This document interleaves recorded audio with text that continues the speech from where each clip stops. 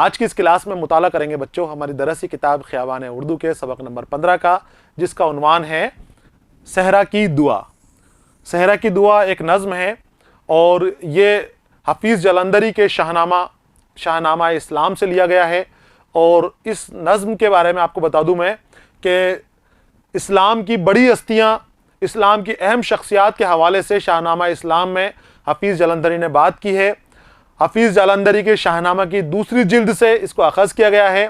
और इसमें किस्सा ये है बच्चों कि जब हज़रत मोहम्मद सल्लल्लाहु अलैहि वसल्लम इस्लाम के आखिरी पैगंबर की ज़िंदगानी का हवाला दिया जा रहा था, आपकी ज़िंदगानी के मुख्तसर पहलू बताए जा रहे थे, तो जंग बदर का किस्सा भी आता है। और जंग बदर में एक मुकाम ऐसा आया था, एक वक्त ऐसा आया था कि आपको जंग के वक्त सहरा में क़याम करना पड़ा था, सहरा में रुकना पड़ा था।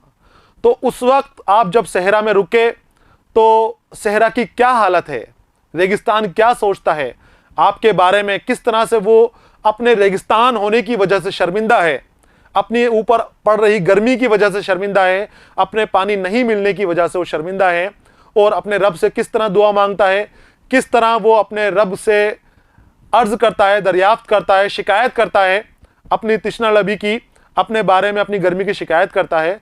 वो बहुत खूबसूरत अंदाज में हफीज़ जलंधरी ने बयान किया है।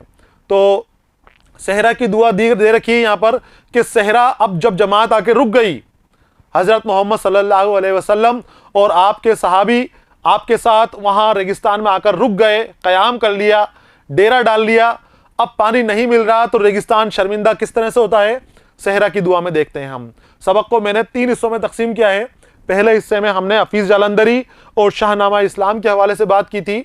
दूसरा हिस्से में हम सहरा की दुआ का मुताला करेंगे और तीसरे हिस्से में इस सबक से मुतालिक सवालों के जवाबात हम हासिल करेंगे। तो हम शुरू करते हैं सबक का दूसरा हिस्सा। ये तिश्ना लब जमात, तिश्ना यानी प्यासी जमात, प्यास की मारी। यहाँ पर बच्चों सहरा की दुआ दे रखी है और पहले मैं आपके सामने बुलंदखानी करूँगा और फिर इसके माने और साथ ही तशरीह आपके सामने करूँगा। आपको लिख लेना है तशरीह भी और माने भी आपको लिखने की कोशिश करनी है। देखिए सहरा दुआ कर रहा है। अब जब हज़रत मोहम्मद सल्लल्लाहु अलैहि वसल्लम और उनके साथी वहाँ पर आ गए, जंग बदर का वक्त है। जंग बदर बहुत मुश्किल जंग थी, लेकिन फिर भी इस्लाम ने उसको फतेह की थी। सामने 1000 के करीब दुश्मन थे और यहाँ पर 313 अफराद थे, 70 ऊँट थे और 2 घोड़े थे। सिर्फ इतनी तादाद के साथ दुश्मन से लड़ गए थे जंग के लिए और सामने बड़ी तादाद में दुश्मन थे, फिर भी उन्होंने फतेह हासिल की थी। तो उस जंग के एक किस्से में से एक किस्सा यहाँ पर शामिल है। सहरा के ऊपर रुक गई जमात। अब सहरा दुआ कर रहा है अपने रब से, अपने रब के आगे गिड़गिड़ा रहा है, शिकायत कर रहा है कि तूने मुझे जलन क्यों दी, तूने मुझे चुभन क्यों दी, इतनी गर्मी तूने मुझे क्यों दी कि मैं ये गर्म हो गया, मेरा मिजाज भी गर्म हो गया।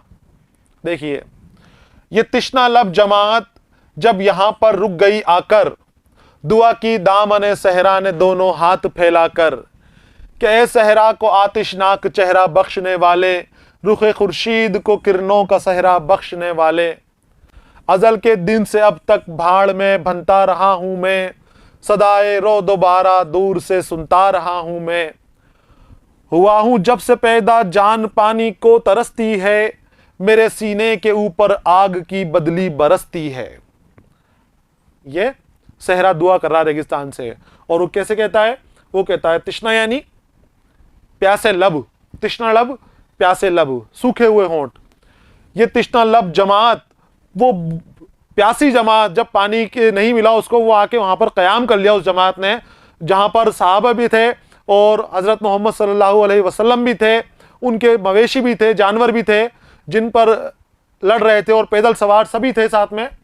तो जब वहां पर आके रुक गई, सहरा में एक मुकाम पर क़याम कर लिया, अपने बेड़े डाल दिए, डेरे वहां पर डाल दिए, तो अब सहरा का दामन फट रहा है, तड़प से फट रहा है कि मेरे ऊपर इस्लाम की इतनी बड़ी हस्ती आई है जिसके लिए पूरी कायनात बनी है, वो सरवर आलम मेरे यहां पर आए हैं, मेरे यहां पर उनके कदम पड़े हैं मेरे ऊपर, और उस वक्त मेरी ऐसी हालत है कि मैं उनको पानी भी नहीं दे पा रहा हूं। तो दुआ की दामन सहरा ने दोनों हाथ फैलाकर, और सहरा के दामन ने दोनों हाथ फैलाकर ये दुआएं करनी शुरू कर दी। अब वो अपने रब से दुआ करते कहता है कि ए सहरा को आतिशनाक चेहरा बख्शने वाले, कि ए रब सहरा को आतिशनाक चेहरा, आतिशनाक आग से जलता हुआ, जलने वाला चेहरा दिया है सहरा को। रेगिस्तान में बहुत गर्मी रहती है, बहुत तेज गर्मी रहती है, और शदीद गर्मी की सबब जो रेत है वो भी जलने लगती है, जमीन से भी आग बरसती हुई मालूम होती है और आसमान से भी आग बरसती हुई मालूम होती है, दोनों तरफ से आतिश ही आतिश हो रही है। तो अपने रब से दुआ करता है कि ए मेरे को, मुझे ये आतिशनाक चेहरा बख्शने वाले, ये गर्म जलता हुआ चेहरा बख्शने वाले, ये मुझे ऐसी कैफियत देने वाले, जलने की कैफियत देने वाले, रुखे खुर्शीद को, रुखे खुर्शीद, रुख यानी चेहरा और खुर्शीद यानी सूरज, सूरज के चेहरे को किरणों का सहरा बख्शने वाले, रुखे खुर्शीद को किरणों का सहरा बख्शने वाले। जैसे सूरज की किरणें आती हैं तो उन किरणों को ये सहरा कह रहे हैं, सहरे से तशबीह दे रहे हैं कि ए मुझे इतनी गर्म मेरी जिस्म देने वाले, मेरा चेहरा गर्म करने वाले, इस तरह की गर्मी मुझे देने वाले, और तू ही है वो जिसने सूरज को किरणों का सहरा पहनाया है, सूरज को भी इतनी ताबनाकी बख्शी है तूने। अजल के दिन से अब तक भाड़ में भुनता रहा हूं मैं, अजल के दिन से, जब से मेरी शुरुआत हुई है, जहां से शुरुआत हुई है, अजल के माने होते हैं जब से शुरू है, जिसका शुरुआत का पता ही नहीं है, जब से बना है।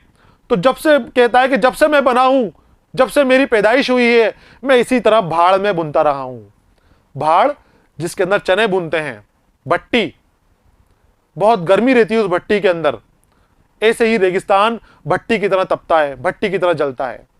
तो भट्टी को भाड़ कहा है, और ये कहा है कि मैं शुरू से, जब से पैदा हुआ हूं तब से मेरी यही हालत है, मैं इस भाड़ में बुन रहा हूं। बुनना मतलब जलना, जिस तरह से भाड़ में चने जलते हैं, चने बुनते हैं भाड़ में, उसी तरह से सूरज कहता है, ये रेगिस्तान कहता है, सहरा कह रहा है कि सूरज ने इसको भट्टी बना दिया है जमीन को, और इस जमीन के अंदर मैं तप रहा हूं, मैं बुन रहा हूं। सदाए रो दोबारा दूर से सुनता रहा हूं मैं, रो दोबारा बारिश की आवाज, गड़गड़ाहट, बादलों के टकराने की जो आवाजें होती हैं, बादलों की जो गड़गड़ाहट होती है, उसे रो दोबारा कहते हैं। तो ये कह रहा है कि दूर से मेरे कानों में रो दोबारा की सदाएं आती हैं, वो आवाजें आती हैं, लेकिन यहां बारिश नहीं होती, बारान रहमत यहां नहीं बरसती, सिर्फ आवाजें ही आती हैं, और बस आवाजें ही सुन के मैं खुश हो जाता हूं, आवाजें सुनकर ही मैं खामोश हो जाता हूं। तो सदाएं रो दोबारा दूर से सुनता रहा हूं मैं, हुआ हूं जब से पैदा जान पानी को तरसती है, मेरे सीने के ऊपर आग की बदली बरसती है। और जब से मेरी तख्लीक हुई है, जब से मैं पैदा हुआ हूं, मुझे पानी नसीब नहीं हुआ, पानी के बगैर मैं तरसता रहता हूं, पानी के बगैर मैं प्यासा बैठा रहता हूं, और मेरे सीने के ऊपर आग की बदली बरसती है। और पानी नहीं होने की वजह से और सूरज की तेजी की वजह से हमेशा बस आग की बदली बरसती है। बरसना चाहिए पानी, लेकिन पानी नजर नहीं आता, सिर्फ आग ही आग मेरे ऊपर बरसती रहती है, आग की बरसात मेरे ऊपर होती रहती है। तो वो चाह रहे हैं पानी, कि मुझे पानी नहीं मिला, पानी चाहिए मुझे, लेकिन बारिश तो होती है। कौन सी बारिश होती है? आग की बारिश होती है। आग की बदली करार दे रहे हैं तेज धूप को, जो सूरज से आ रही है तेज रोशनी। तो मेरे सीने के ऊपर आग की बदली बरसती है, आग की बदली हमेशा मेरे सीने के ऊपर बरसती रहती है। ये थे पहले 4 अशार की तशरीह आपके सामने। आगे आते हैं। मैं समझा था मुकद्दर हो चुकी है धूप की सख्ती, मेरी किस्मत में लिखी जा चुकी है सोख्ता बख्ती। बनाया रफ्ता रफ्ता सख्त मैंने भी मिजाज अपना, लिया हर आबला पासे जबरदस्ती खिराज अपना। खबर क्या थी इलाही एक दिन ऐसा भी आएगा, कि तेरा साक़िए कौसर यहाँ तशरीफ लाएगा। अगर ये बात पहले से मुझे मालूम हो जाती, मेरे दिल की कुदूरत खुद ब खुद मादूम हो जाती। अब पहले तो शिकायत करी, शिकायत करने के बाद अपना हाल बता रहा, अपने दिल का हाल बता रहा है कि जमात आ गई, अल्लाह ये जमात मेरे ऊपर आके रुक गई है, अब मैं क्या करूं, मैं अपना हाल, ये हाल मुझसे बर्दाश्त नहीं हो रहा। वो कह रहा है कि मैं समझा था मुकद्दर हो चुकी है धूप की सख्ती, सिर्फ मेरे ऊपर धूप की सख्ती रहेगी, और कोई रहमत मेरे ऊपर बरसने वाली नहीं है। इसको इसी तरह जलना मैंने अपना नसीब समझ लिया था, अपना मुकद्दर समझ लिया था कि मेरे मुकद्दर में जलना लिखा है, मेरे मुकद्दर में तड़पना लिखा है, तो मैं यूं ही जलता रहूंगा, यूं ही तड़पता रहूंगा। मेरी किस्मत में लिखी जा चुकी है सोख्ता बख्ती। सोख्ता यानी जलन, गर्मी के सबब होने वाली जलन, शदीद गर्मी की वजह से होने वाली चुभन। तो ये जलन और ये चुभन और ये गर्मी, इसे मैंने अपना मुकद्दर समझ लिया था और मैंने समझा था कि ये जो गर्मी कैफियत है, ये गर्मी है, यही मेरी किस्मत बन गई है और ये हमेशा मेरे साथ रहेगी, मैं इससे दूर नहीं जा सकता। बनाया रफ्ता रफ्ता सख्त मैंने भी मिजाज अपना, और जब मुझे लगा कि मेरी किस्मत नहीं बदलने वाली, मैं हमेशा इसी सख्ती में मुब्तला रहूंगा, इसी गम में जलता रहूंगा, इसी आग में मेरा यही इसी तरह भुनता रहूंगा भट्टी के अंदर। तो उस रफ्ता रफ्ता मैंने भी अपना मिजाज सख्त बना लिया, मैं भी किसी से बोलना चालना बंद कर दिया, मैंने भी किसी के ऊपर रहम करना बंद कर दिया। जो मेरे पास से गुजरते थे, दरख्त जो थे, मैंने उन्हें भी खींच के उनका पानी, उनको भी मैंने सूखने दिया, उनको भी मैंने पानी नहीं दिया। और मेरे ऊपर से जो राहगीर गुजरते थे, उनके जिस्म का पानी भी मैं सोख लेता हूं, उनके जिस्म के से भी पानी मैंने निकाल लिया। किसी पे ही मैंने रहम करना बंद कर दिया। जैसी गर्मी मुझे मिली, जैसी सख्ती मुझे मिली, उसी अंदाज में मैंने अपने आप को ढाल लिया। अपनी किस्मत समझ के मैं भी सख्त हो गया, सख्त जां हो गया, और लिया हर आबला पासे। आबला पासे पैर के छाले से, आबला जो छाले होते हैं, और पाया यानी पैर। जो राहगीर गुजरते हैं, गुजरते वक्त गर्मी की शिद्दत से उनके पैरों में छाले पड़ जाते हैं, उनमें पानी भर जाते हैं। तो ये कहता था कि उनका पानी में सोख लेता था। मैंने जरा सा भी उनके ऊपर रहम नहीं किया। मेरे ऊपर जुल्म हुआ था, मुझ पर धूप आ रही थी, तो मैंने भी लोगों के ऊपर जुल्म किया, मैं भी जालिम बन गया, मैं भी सख्त बन गया। लिया हर आबला पासे जबरदस्ती खिराज अपना। जबरदस्ती खिराज यानी नजराना, अपना हिस्सा, अपना महसूल, अपना टैक्स मैंने जबरदस्ती छीन लिया। पानी नहीं था उनके पास, तो मैंने उनके जिस्म का पानी सोख लिया। दरख्तों के पास पानी नहीं था, सूखे दरख्त थे, मैंने उन दरख्तों में से पानी निकाल लिया। मैंने भी अपने आप को सख्त कर लिया, जुल्म से तम कर लिया, और मैं अब ऐसा हो गया हूं कि अब मेरे दिल से रहम खत्म हो गया है। लेकिन फिर कहता है कि आज तेरा महबूब मेरी जमीन के ऊपर आया है। तो ये कहता है, खबर क्या थी इलाही, एक दिन ऐसा भी आएगा कि तेरा साक़िए कौसर यहां तशरीफ लाएगा। रेगिस्तान कहता है कि ए इलाही, ए मेरे रब, मुझे पता ही नहीं था कि मेरे किस्मत में ऐसा दिन भी आएगा कि तेरा महबूब मेरे ऊपर आकर ठहरेगा। इस सहरा में, इस रेगिस्तान में तेरे महबूब की आमद होगी। मैंने सिर्फ इस गर्मी को, इस सख्ती को ही अपना मुकद्दर समझ लिया था, इस जलन को और इस खलिश को ही मैंने अपनी किस्मत समझ लिया था। उसी के मुताबिक मैं अपनी जिंदगी गुजर कर रहा था। मुझे यह मालूम नहीं था कि मेरे ऊपर एक दिन साक़िए कौसर आएगा। साक़िए कौसर, कौसर का मालिक, कौसर पिलाने वाला, हजरत मोहम्मद सल्लल्लाहु अलैहि वसल्लम को साक़िए कौसर भी कहा जाता है, क्योंकि कौसर के मालिक हैं वो। जो नहरों में से एक नहर है, जन्नत की नहर है, कौसर नाम उस नहर का है, और आप सल्लल्लाहु अलैहि वसल्लम को उस नहर का मालिक करार दिया गया है। तो ये कहते हैं कि कौसर का मालिक का मेरे ऊपर से गुजर होगा, ये तो मैंने सोचा ही नहीं था कभी कि इतनी बड़ी साथ मुझे नसीब हुई है, इतना बड़ा दिन मुझे देखने के लिए मिला है। मैंने सिर्फ इस गर्मी को ही अपना मुकद्दर समझ लिया था, इस गर्मी को ही अपनी किस्मत समझ लिया था, और मैंने ऐसे नहीं सोचा था कि तेरा साक़िए कौसर यहां तशरीफ लाएगा। अगर ये बात पहले से मुझे मालूम हो जाती, मेरे दिल की कुदूरत खुद ब खुद मादूम हो जाती। कुदूरत, चुभन, सख्ती, जो मेरे अंदर जुल्म करने का जज्बा है, गंदगी मेरे दिल में जो फंसी हुई है, मैल जो खलिश मेरे दिल में भर गई थी, मैं जो गुस्सा करने लग गया था, मैं जो लोगों के छालों से पानी खींचने लग गया था, मैं बेरहम हो गया था। अगर मुझे मालूम होता कि नबी करीम सल्लल्लाहु अलैहि वसल्लम का यहाँ से गुजर होने वाला है, वो मेरे ऊपर क़याम करेंगे, तो मैं लोगों के ऊपर ये सख्ती नहीं करता, मैं इसी दिन का इंतज़ार करता रहता, इसी तरह बैठकर अपने अरमानों को सीता रहता। अगर मुझे मालूम हो जाती तो मेरे दिल की गंदगी खुद ब खुद मादूम हो जाती। मादूम यानी ख़त्म हो जाना, गायब हो जाती, रो रो के आंसुओं से धुल जाती मेरी गंदगी खुद की। मादूम बना है अदम से, और अदम के यानी जो गैर मौजूद हो, जो गायब हो। तो ये कहते हैं कि अगर मुझे पता होता पहले कि मेरे ऊपर से तेरा महबूब गुजरने वाला है, या रब तेरे महबूब का मेरे ऊपर से गुजर होगा, मेरी जगह के ऊपर कयाम होगा, तो फिर मेरे मन में ये गंदगी नहीं आने देता, मैं मेरे मन में खलिश नहीं आने देता, मैं इसी तरह सूखे में पड़ा रहता, अपने आंसुओं से मैं अपने दिल की गंदगी को साफ कर लेता। मेरी आंखों से जो अश्क जारी होते, उन अश्कों के जरिए मैं अपनी प्यास बुझा लेता, लेकिन लोगों को परेशान नहीं करता, मैं जालिम नहीं बनता। अब मैं शर्मिंदा हो रहा हूं, अपने आप के ऊपर मुझे शर्मिंदगी महसूस हो रही है। ये है बच्चों अगले 4 बंद, 4 अशार यहां पर इस बंद में शामिल किए गए हैं। आगे आते हैं। खबर क्या थी यहां तेरे नमाजी आके ठहरेंगे, खबर क्या थी यहां तेरे नमाजी आके ठहरेंगे, शहीद आराम फरमाएंगे गाजी आके ठहरेंगे। खबर क्या थी मिलेगी ये सआदत मेरे दामन को, बनाया जाएगा फर्शे इबादत मेरे दामन को।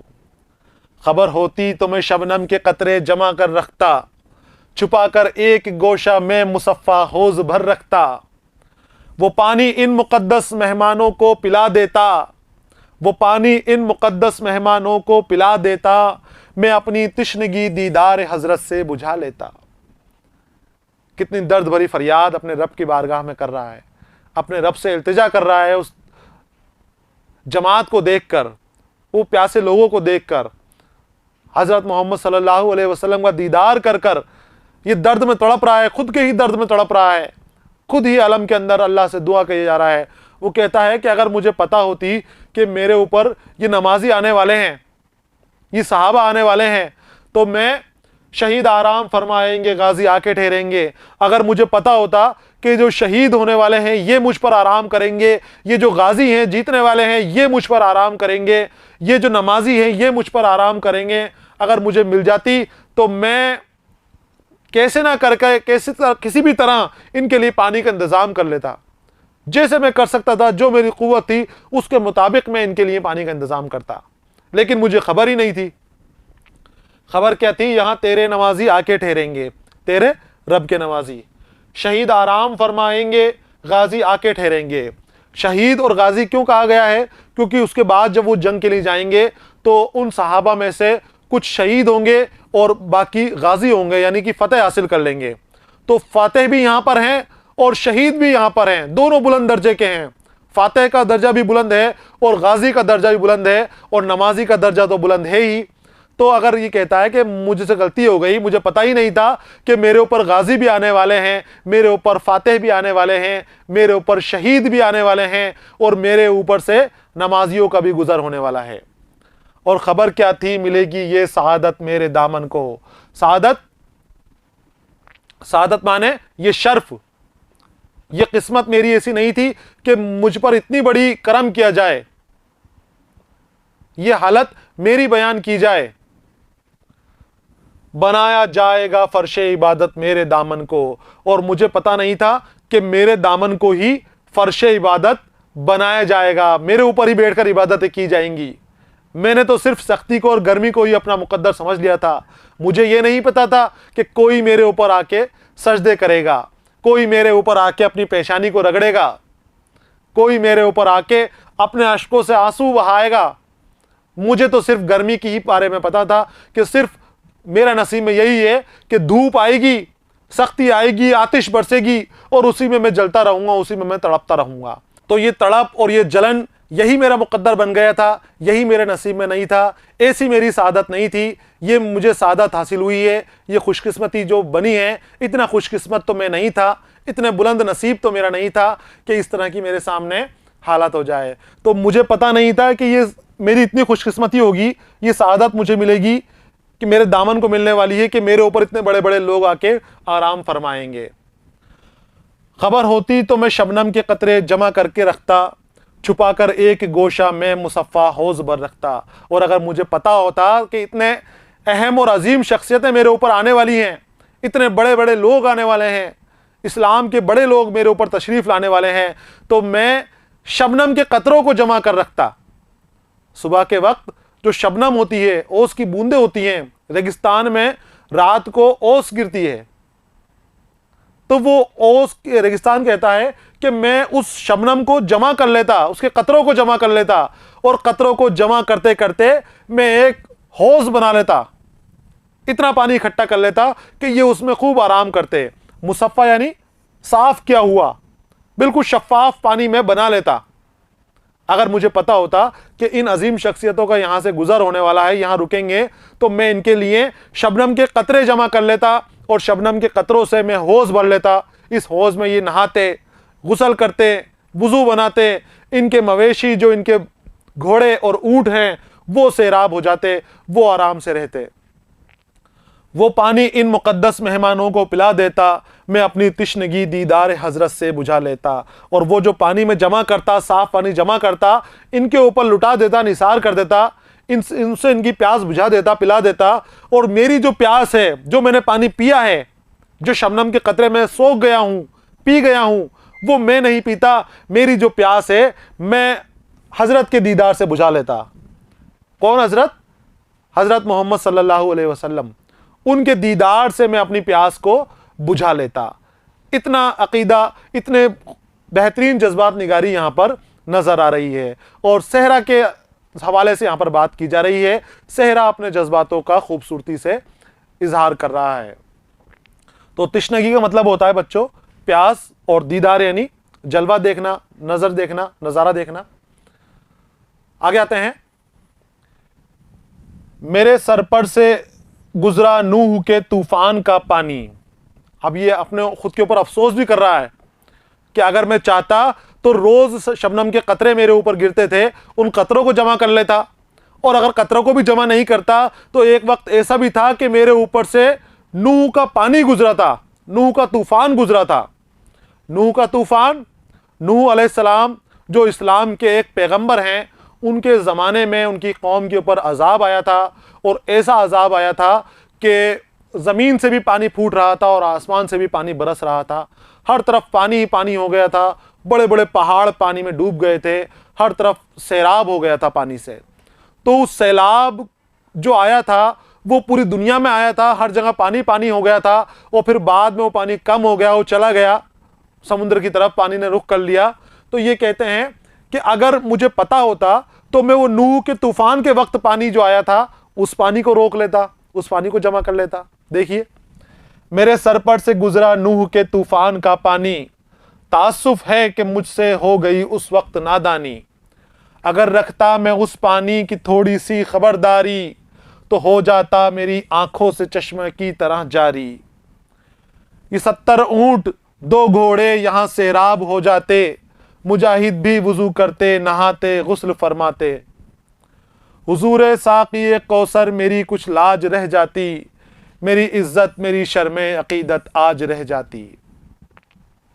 वो अल्लाह से गुजारिश कर रहा है, रो रहा है और कहता है कि मुझे अगर खबर होती कि मेरे ऊपर से ये लोग गुजरने वाले हैं तो मैं शबनम के कतरों को जमा करके एक हौज जमा कर लेता और ख़ुद नहीं पीता, खुद हजरत के दीदार से अपनी प्यास बुझा लेता। लेकिन मुझे खबर नहीं थी। अगर मुझे खबर होती तो मेरे ऊपर से नूह का पानी गुजरा था, नूह के तूफान का पानी गुजर रहा था, उस पानी को मैं जमा कर लेता। तासुफ यानी अफसोस, वो अफसोस कर रहा है कि अफसोस मेरे ऊपर से गुजरा, लेकिन मुझसे नादानी हो गई कि मैं उस पानी को नहीं रोक पाया, वो पानी मेरे चला गया। वक्त निकलने के बाद ये अपने आप को मलामत कर रहा है, कोस रहा है अपने आप को। तासुफ है कि मुझसे हो गई उस वक्त नादानी, कि अफसोस की बात है कि मुझसे वो नादानी हो गई। अगर मैं चाहता उस वक्त, अगर मुझे ख्याल होता कि मेरे ऊपर से वो जमात गुजरेगी आइंदा वक्त के ऊपर, तो मैं उस पानी को जमा कर लेता। और अगर मैं कुछ पानी भी अपने पास रखता, उस पानी की थोड़ी सी खबरदारी रखता, खबरदारी यानी ध्यान रखता इस बात की, और उस पानी को जमा कर लेता, तो हो जाता मेरी आंखों से चश्मों की तरह जारी। तो आज वो पानी मेरी आंखों से चश्मों की तरह जारी हो जाता, मेरे सीने से वो पानी निकल कर उबल कर बाहर आ जाता। और जब वो पानी बाहर आ जाता तो ये जो 70 ऊंट हैं और 2 घोड़े हैं, ये उस पानी में सैराब हो जाते, तर हो जाते, उस पानी में शादाब हो जाते। हजरत मोहम्मद सल्लल्लाहु अलैहि वसल्लम जब जंग बदर के लिए आए थे तो सामने कुफ्फार मक्का थे, आपके अबू जहल की क़यादत में वो लोग थे, और मुसलमान हज़रत मोहम्मद सल्लल्लाहु अलैहि वसल्लम की क़यादत में थे। वहाँ बड़ी फ़ौज थी, 1000 के करीब वहाँ पर पैदल थे और 300 के करीब ऊँट थे और लगभग 70 के करीब घोड़े थे। काफ़ी बड़ी वहाँ पर तादाद में फ़ौज थी। और इस तरफ हज़रत मोहम्मद सल्लल्लाहु अलैहि वसल्लम की तरफ 70 ऊँट थे और 2 घोड़े थे और लगभग 313 के करीब आपके साथ आपके सहाबा थे। तो ये कह रहे हैं, रेगिस्तान कहता है कि अगर वो पानी में जमा कर लेता तो जंगे बदर के वक्त जब ये लोग मेरे ऊपर आए हैं, इनके साथ इनके 70 ऊँट हैं और 2 घोड़े हैं, तो इनके लिए वो पानी काफ़ी रहता। ये पानी खूब पीते, शादाब हो जाते। मुजाहिद भी वज़ू करते, मुजाहिद जो इनके साथ लड़ रहे हैं, जो उनके साथ जद्दोजहद कर रहे हैं, जहद कर रहे हैं, लगे हुए हैं, इनके साथी जो हैं वो भी वज़ू कर लेते इस पानी में। वो नहाते तब भी कम नहीं पड़ता, वो गुस्ल कर लेते इस पानी के अंदर तो वो पानी कम नहीं पड़ता। और हुजूर साक़ी कौसर मेरी कुछ लाज रह जाती, और अल्लाह तेरे महबूब के सामने मेरी लाज रह जाती, मेरी इज्जत बाकी रह जाती। आज मुझे जो जलील होना पड़ रहा है, मुझे जो ख्वारी हासिल हो रही है, मैं इस तरह से ख्वार नहीं होता, इस तरह से जलील नहीं होता। अगर वो पानी में रखता तो मैं इस पानी से उनकी खिदमत करता, लेकिन अब आज मेरे पास कुछ भी नहीं है देने के लिए। ना तो मैंने शबनम को अपने पास रखा है, शबनम के कतरों को जमा किया है, और ना ही मैंने नूह के तूफ़ान के पानी को जमा किया है। तो ये फिर से परेशान है और अल्लाह से गुजारिश कर रहा है, मेरी इज़्ज़त मेरी शर्म अक़ीदत आज रह जाती, और अगर मैं उस वक्त पानी जमा कर देता तो मेरी इज़्ज़त रह जाती, मेरे अक़ीदत का मान रह जाता, मेरा अक़ीदा मजबूत रह जाता।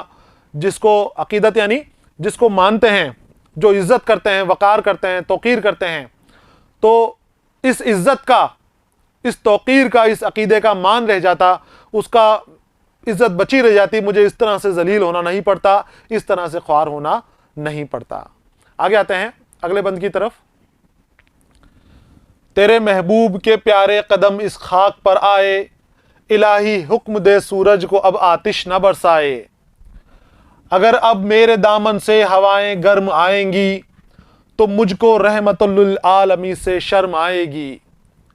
जलीलुशान मेहमानों का सदका मेहरबानी कर, अता बहरे वजू उनके लिए थोड़ा सा पानी कर। बराए चंद सात अब्र बारा भेज दे या रब, बहारा भेज दे या रब, बहारा भेज दे या रब। अब सहरा रो के दुआ कर रहा है, अपने रब की बारगाह में तड़प रहा है, अपने दिल की हालत उसने बता दी है, अपनी कैफियत बता दी है कि मैं कुछ नहीं कर पा रहा हूं। अगर मुझे मालूम होता तो मैं बहुत कुछ कर जाता, लेकिन अब अपनी उस नादानी के ऊपर मैं शर्मिंदा हूं, उसके ऊपर मैं नदामत के आंसू बहा रहा हूं, मैं रो रहा हूं। और ये कहता है कि तेरे महबूब के प्यारे कदम इस खाक पर आए, कि ए रब तेरे महबूब के प्यारे कदम इस खाक के ऊपर पड़े हैं, मेरे सर के ऊपर, मेरे सीने के ऊपर तेरे महबूब के कदम पड़े हैं, मुनव्वर कदम पड़े हैं। इलाही तू सूरज को हुक्म दे कि अब वो आतिश ना बरसाए। आतिश बरसाना मतलब आग बरसाना, तेज धूप होना। तो ये कहते हैं कि इलाही अब तो सूरज को हुक्म दे के वो आतिश बरसाना बंद करे, वो इस धूप की तेजी को कम कर दे। और फिर कहते हैं कि अगर अब मेरे दामन से हवाएं गर्म आएगी, क्या कहता है कि अगर अब मेरे दामन से गर्म हवा आएगी तो मुझको रहमतुल लिल आलमीन से शर्म आएगी। रहमतुल लिल आलमीन हजरत मोहम्मद सल्लल्लाहु अलैहि वसल्लम, आलमों के लिए रहमत, दोनों आलमों के लिए रहमत, रहमतुल लिल आलमीन आपको कहा जाता है। तो ये कहता है कि अब वो ठहरे हुए हैं, रहमतुल लिल आलमीन मेरे ऊपर क़याम किए हुए हैं, मेरे ऊपर आराम फरमा रहे हैं, जंग की तैयारी कर रहे हैं, दुश्मनों से लड़ेंगे वो जाकर। अब इस वक्त अगर उनको गर्म हवाएं लगेंगी, सूरज की तेज रोशनी उनके ऊपर पड़ेगी, उनके ऊपर गर्मी और जलन का असर होगा, तो या रब मैं उनसे नजरें नहीं मिला पाऊंगा, मुझे उनके सामने शर्म आ रही है, तो ऐसे काम मत कर। वो रहमतुल लिल आलमीन हैं, उनको इसके लिए भी रहमत बरसा दे, उनके लिए भी रहमत बरसा दे। तो मुझको रहमतुल लिल आलमीन से शर्म आएगी। जलीलुशान मेहमानों का सदका मेहरबानी कर। अब उन मेहमानों का सदका दे रहा है। जलीलुशान, आला शान, बुलंद मर्तबे वाले मेहमान, छोटे मोटे मेहमान नहीं आए। रहमतुल लिल आलमीन आ रहे हैं, हुजूर साकी कौसर आए हैं, अब उनके ऊपर मेहरबानी कर, मेरे ऊपर मेहरबानी कर कि मैं उनसे नजरें मिला पाऊं, मैं शर्म से ना गड़ जाऊं, तो मुझ पे मेहरबानी कर। और तुझे तेरे इस महबूब का सदका, तुझे तेरे इस महबूब के सहाबाओं का सदका कि तू अब बारिश कर दे, तू अब यहाँ पर रहमत बरसा दे, तू सूरज को हुक्म दे दे कि वो अपनी तेजी कम कर दे, अपनी जलन कम कर दे। अता बहरे वजू उनके लिए थोड़ा सा पानी कर, बहरे यानी लिए, वजू के लिए, बहरे वजू वजू के लिए, अता यानी देना। तो यार अब तू मेहरबानी कर और अपनी बाराने रहमत बरसा दे, अपनी बारिश बरसा दे और इनके वजू के लिए थोड़े से पानी का इंतजाम कर दे। अब मुझसे बर्दाश्त नहीं होता, मैं शर्म के अंदर मुब्तला हूं। बराए चंद सात अब्र बारा भेज दे यार अब, बराए, बराए यानी भी लिए, और चंद सात कुछ वक्त के लिए, कुछ मुद्दत के लिए, सात यानी घड़ी, मुद्दत, वक्त, चंद यानी कुछ, तो अब कुछ वक्त के लिए अब्र बारा, बारिश का बादल, बारिश के बादल भेज दे यार अब, कि अब तुझसे दरख्वास्त है, तुझसे इल्तिजा कर रहा हूं मैं, आपने सारा किस्सा तुझे बयान कर दिया है, मैं शर्मिंदा हूं, मैं पशेमान हूं, मैं परेशान हूं, अब तुझसे दुआ है यार अब कि तू कुछ वक्त के लिए बाराने रहमत भेज दे, अब्र बारा भेज दे, बारिश भेज दे, बहार भेज दे। और फिर वो रोता है कि बहार भेज दे यार अब, बहार भेज दे यार अब, और यार अब तू बहार भेज दे, जलन के मौसम को बहार के मौसम में बदल दे, तू बहार भेज दे, तू बारिश भेज दे, तू पानी भेज दे। और इसी तरह वो ज़ारो क़तार रोता रहता है। और जब ये नज़्म ख़त्म होती है, यहाँ पर ये हिस्सा ख़त्म हो गया इसका, अगला हिस्सा जो शुरू होता है उसमें बारान रहमत बरस जाती है, बारिश होने लग जाती है, यानी सहरा की दुआ कबूल होती है। जहाँ पर नबी करीम सल्लल्लाहु अलैहि वसल्लम और उनके सहाबा आके ठहरे हुए हैं, रेगिस्तान पर ठहरे हैं, जलता हुआ रेगिस्तान है, तपता हुआ रेगिस्तान है, प्यासे हैं, तिश्ना लब वहाँ पर बैठे हुए हैं, सहरा दुआ करता है, नबी करीम सल्लल्लाहु अलैहि वसल्लम के सदक़े तुफ़ैल मांगता है दुआ, अल्लाह से कहता है कि तेरे इन जलीलुश्शान सहाबियों के सदक़े में, इन जलीलुश्शान मेहमानों के सदक़े में तू अब्र बारा भेज दे, तू बारिश कर दे। और अल्लाह की रहमत से वहाँ बारिश होने लगती है, वो रेगिस्तान उस वक्त सैराब हो जाता है। यहाँ पर बच्चों हमारी सहरा की दुआ नज़्म मुकम्मल हो गई है। शाहनामा इस्लाम की दूसरी जिल्द से ली गई नज़्म है। आपको शाहनामा इस्लाम आपकी स्कूल की लाइब्रेरी में मिल जाएगी। आगे का हिस्सा और इसके जो पहला पस मंज़र है मैंने आपके लिए इसकी वजाहत कर दी है। आपको और अपने स्कूल से उसको देखना है, अपने उस्ताद की मदद लेकर आप शाहनामा इस्लाम को पढ़ने की कोशिश करें। यहाँ पर बच्चों ये हिस्सा मुकम्मल हो गया है। अगले हिस्से में हम सवाल और जवाब के साथ फिर आपके सामने हाजिर रहेंगे। तब तक के लिए इजाज़त दीजिए। पढ़ते रहिए, खुश रहिए। अलविदा।